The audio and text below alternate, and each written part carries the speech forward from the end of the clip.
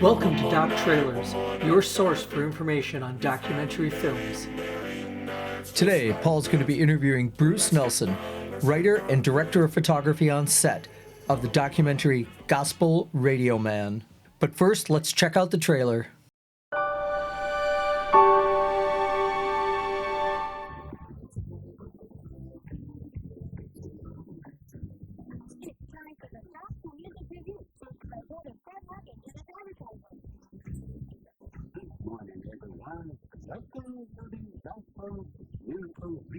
They had to be very proud to know that there was someone out there that is a patriot of the gospel music for the black folks in America. I remember when he started in it, and no way would I have thought it would have lasted that long.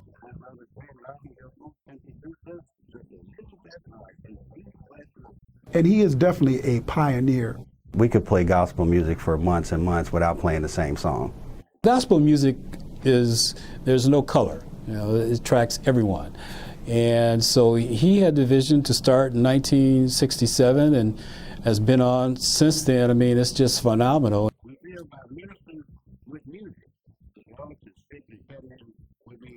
If you go back to the roots of gospel music, it was all about hope in our communities. Back in the plantation days when it all started, it was our way of coping with reality at that time and hoping for a future. Gospel music is just like the Word of God. It's the same yesterday, today, and it will be the same tomorrow. I said, remember, Satan's, he I'm broken, Lord, by and by, Lord, by and by. Welcome to another adventure here at Doc Trailers. Today we have the privilege to catch up with Bruce Nelson, one of the busiest people that still takes my phone calls. And I'm so grateful for that too. And we're going to talk to Bruce about one of his films, and it's Gospel Radio Man. The trailers on Doc Trailers. And tell me, how did you find out about the story and what made you fall in love with it? I had listened to Brother Larkins as a kid on the radio back in the 70s, 60s and 70s. And he had this real sort of folky style on the radio. Things didn't always go well or whatever, but the music was great. And so before my mom would go to church, or before we go to church, we would listen to it. And I always enjoyed the music. And I listened to him for years. And so after I've made my first documentary, Northtown, I thought, this guy is an icon in the Arizona Black community. And he has an interesting story. So I should try to tell his story. And so I reached out to some folks and was able to get some funding, which, as you know, is always a challenge. Yeah. So I called a friend of mine who produced my first documentary. And I said, look, I've got very little money, but I really would like to do this about this guy. And originally it started out as a series because I thought there's some wonderful Black folks in Arizona. We should tell their stories. And the series was called Indigo Living. And the idea was to go around the city here, Phoenix, Mesa, Tempe here, locally, and find these Black organizations or Black folks that were doing amazing deeds with power, passion, and purpose. And he was the first one I thought of. And so we shot it, we went to the studio and shot it, and we got everything. And then, as fate would have it, we ran out of money. So I was like, okay. Power, passion, and purpose, and no money. No money. We're going to do it anyway. Keep going. And so I was like, okay, I've got to figure out a way to make this happen. I mean, I got to figure out something. And so I was able to finagle some more money. And so then, okay, let's shoot for another day. And so we took a look at his church and some of the folks that advertise on his radio show, the most popular ones. And so we were able to shoot again, and then I shot the intro to Indigo Living and got it done. I thought this is really, really cool. I think people are gonna love it. And I sent it to like 2 or 3 festivals and they turned it down. They were like, no, we don't think it's an interesting TV series. And I was like, okay, what is their problem? And then COVID hit. So it just kind of sat. The smoldering crater of like, and now what do we do? So then I thought, okay, well, let me go back and re-edit it and take out the introduction. The introduction was me doing a poem and saying, you know, I'm Mr. Bruce and this is Indigo Living. Today we're talking to such and such. So I took that out and I took out the exit and just made it a standalone documentary and sent it out, and it started getting hits. 1, 2, 3, 7, 9. We won a couple of awards. It got in, I think, out of the country, it was accepted. And then, you know, things were virtual, non-virtual, where you're going to go. And it just really took off.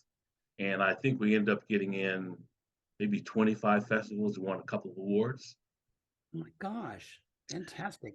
So what's the situation now? Where do you want to move this, or how can we see it, or how do we catch up with Gospel Radio Man? So the next thing after I got all the festivals, I thought, you know, I would love to get it on PBS. It seems like it'd be a great PBS documentary. And so I joined Show and Tell, which you know, with Keith. And so he talked about how that process worked. And so I submitted to NETA, N-E-T-A, and they were like, oh, we like it. All you have to do is make some adjustments here and there, but we like it. So I had to go in and change the music because I was using some real commercial music and I didn't have the rights to that. So I went in and got some, you know, just royalty-free music, what I really liked, and submitted it. And they were like, yes, we want it. And so I'm on the process now of getting it on NETA. And I have a meeting next week with my local PBS. And the goal is to premiere it here in Arizona and then roll it out to NETA on national PBS. And hopefully other folks will pick it up. I think they will. So as soon as we clinch that deal, and now I'm going through getting what they call corporate sponsors.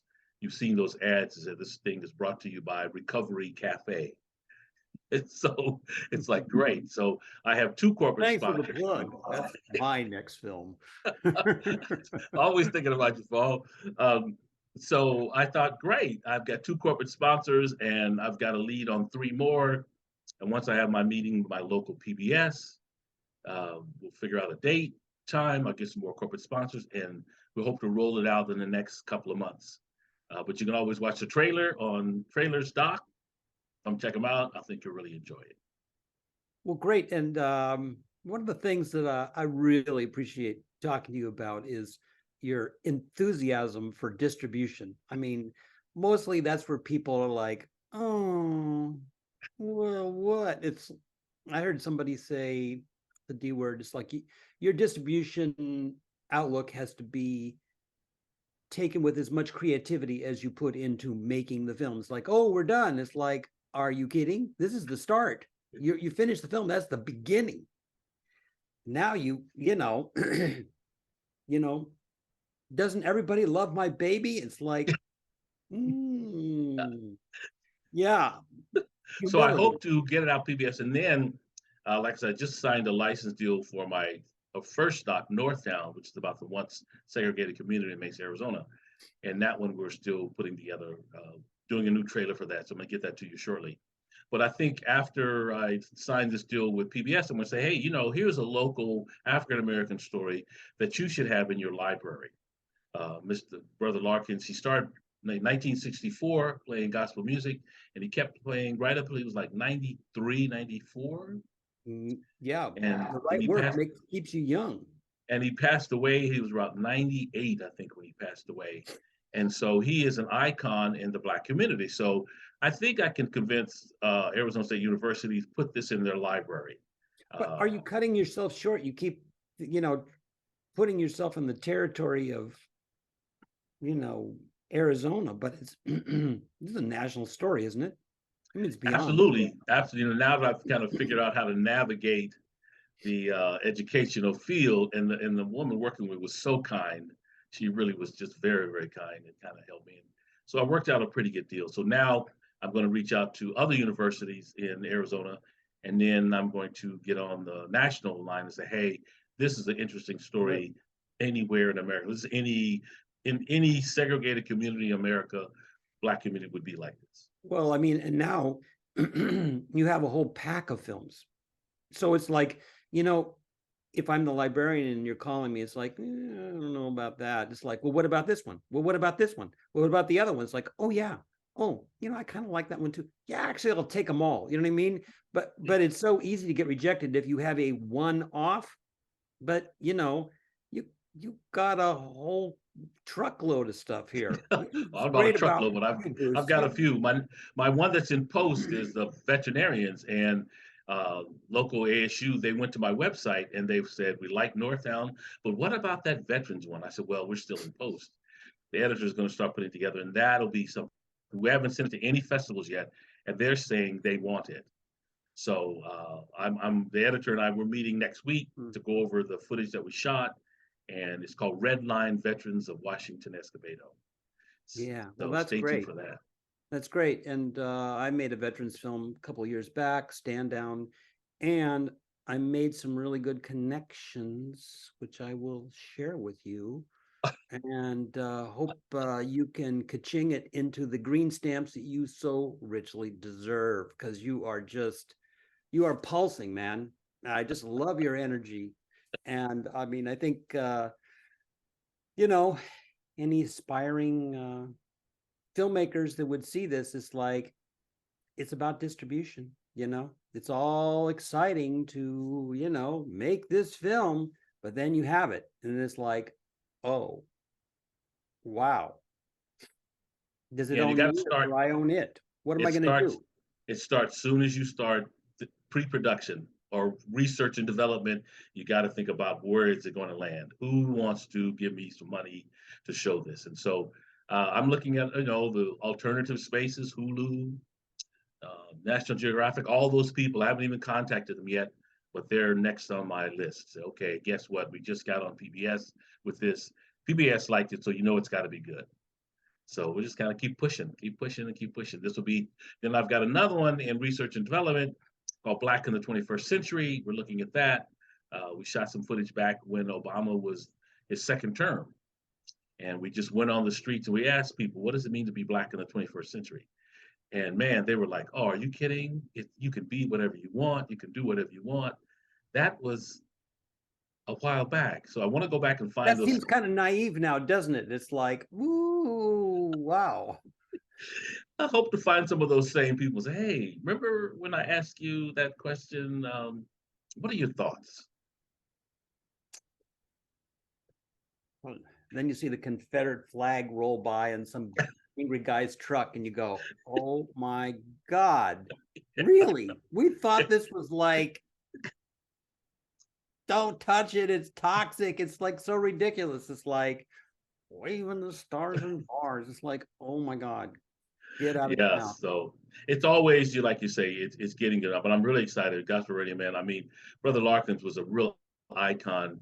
And, we had a real unfortunate incident when we started doing the interviews and researching it. I asked him if he had any old photos, and he did, and I said, did you happen to have any footage? And he did. He had photos of the Dixie Hummingbirds, the Mighty Clouds of Joys, the Alabama Blind Boys. I love them. I've seen them multiple times. All of that stuff. And he said we went to a family reunion and all of it got stolen. Oh, no. Family reunion, too. All of it got stolen. Now, in my doc, we do have the Southern Jacksoneers at a church, a local church. And this was probably 1969 or something, or maybe 1970. And it's in a church. And he said, you could go there and see the Southern Jacksoneers. You could see them for, $3 or $4. can't do that now. But unfortunately, that footage we did have, that's a home movie that he had, and we had some photos, but the rest of it just got stolen, and that broke my heart. Oh, that is tragic. Yeah. I mean, the past is the past, but it's so beautiful to see photos, and I have such compassion for people. They lost everything. So, okay, their furniture, their laptop, whatever, they lose their family Bible, they lose the photos. It's like, wow, it's like they're cut loose. You know what I mean? Yeah. From that, even just the memories. It's just you know what I mean? It's, those family members are still in your heart, but to not have the reminders, because I got them all over my house, I see in the background there. I That's love great. that. Well, that's actually not one of my relatives. And she's not one of my relatives either, although, kind of an influence. Okay. That whole 60s thing was really good to me. Anyway, Yeah, I so lived in San that Francisco. was We got just, to see everybody. I mean, San Francisco and LA, it was just like so much music. It was just every week there was 3 bands that were coming out, and they were available. I love yeah, music. and that was sad, but we still made a nice doc. It runs about 27 minutes, and we really give you a sense of what he was doing and the music he played. And I was able to find royalty-free music that really kind of matched the era. And we went to, like I said, we went to 2 or 3 folks that advertise on him, and it was just great. We had a really good time. My crew really enjoyed being there. The church members that were there How had a big great of a time. crew do you usually travel with? I try to have you got to have your DP, and now I'm trying to shoot with 2 cameras all the time. I didn't always. 2 cameras, and then of course I need a sound engineer, and then a producer. We try to have 1 PA, but we don't always do. So you and like 5 or 6 other people. Yeah, the DP, the second camera, sound, and then the producer. And the only reason I have a producer is because I'm directing and I'm doing the interviews, and it makes it tough to do that and produce at the same time. And so it's like, okay, producer, take care of this, make sure I get this stuff that I need. If I'm missing something, step in, go, hey, remember you talked about that shot. Make sure you get that shot. You didn't ask the question, and if there's something outside, fires are going on outside of the shoot, the producer runs off and takes care of it. Did we get the permit? Yeah, well, who has it? The producer runs and gets it. Oh, that's not right. I'll fix it right now. What do you need? Where we're going to eat. We're running long. You can't, look, you got to shut it down. I know you want to keep going with that interview, but we got 2 other people waiting.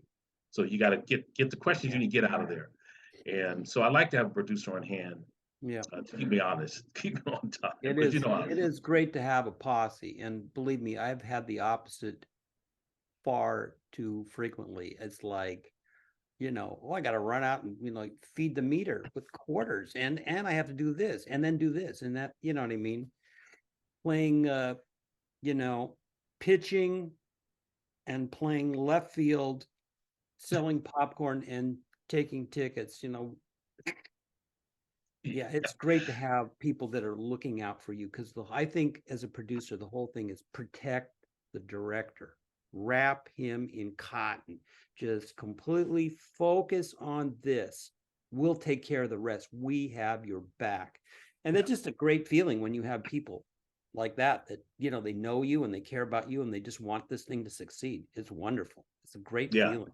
It is. And now with the Zoom technology, I'm looking at doing interviews there, because that makes it easier for some things. But it's something about being in the room with that person, though, that's very different. Zoom is great, don't get me wrong, but being in the room with them is like, oh, and being in their space, looking at their room, it's like, well, let's take a shot of that. Oh, wow. Yeah, I think that the familiarity of the situation, and also just getting sufficient coverage. I mean, you could have the greatest interviews in the world. I mean, I've got a problem like that right now. Fantastic interviews, so completely sincere, and you just listen to this and swoon. But it's not a film; it's a documentary. It's like, you have to have the coverage. Show me, show me, show me. They said that. Show me. Give me the feeling, not just the words, the feeling. And to be able to have the time to do that, critical. Yeah, yeah, and the more and more I do them, I want to go to their space, and they go, "Hey, can we take a break and I make some coffee? You know what? Let's shoot that. Let's shoot you making coffee. We want to talk as you making coffee. Yeah. Why do you? Yeah. So you're right. Get the coverage, and with Gospel Radio, man, we were able to, like I said, we went to the locations where people advertise, and you get to see. It was really great. So I'm really happy with the doc. So, God, that's great. I'm keep really tuned looking in. forward to seeing that on Nita. You keep us informed, you know what I mean? And we'll put the word out and just keep doing that great work. You're just like pulsing, man.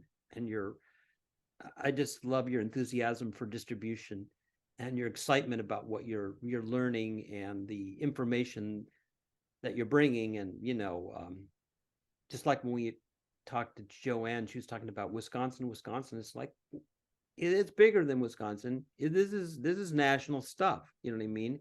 You got to go beyond that and knock the barriers down because everybody wants to see this. It's important. Absolutely. It's a common story. And like I said, with Northtown, we're heading to Toronto in July, which is going to be great. That's congratulations. That's fabulous. Yeah, that's going to be great. Get up there and see what's going on. But it's always about, making something and having your passion come in front of people to enjoy. Mm-hmm. Yes. Or as that documentary film that I love to quote, it's like Burden of Dreams. You hear it, and now you're going to go, I'm going to carry this up the mountain if I have to, because it's that good. And now I have to figure out, if I figured out how to do it, now I have to figure out how to get people to see it. Because it's amazing when you open your life to that story, how it changes you. I mean, don't you just feel that is part of the relationship here with the people and stuff like that? You pick up the phone, you don't know, you start hearing this story, you get more involved, and then it just changes you, and then you want to share that with others.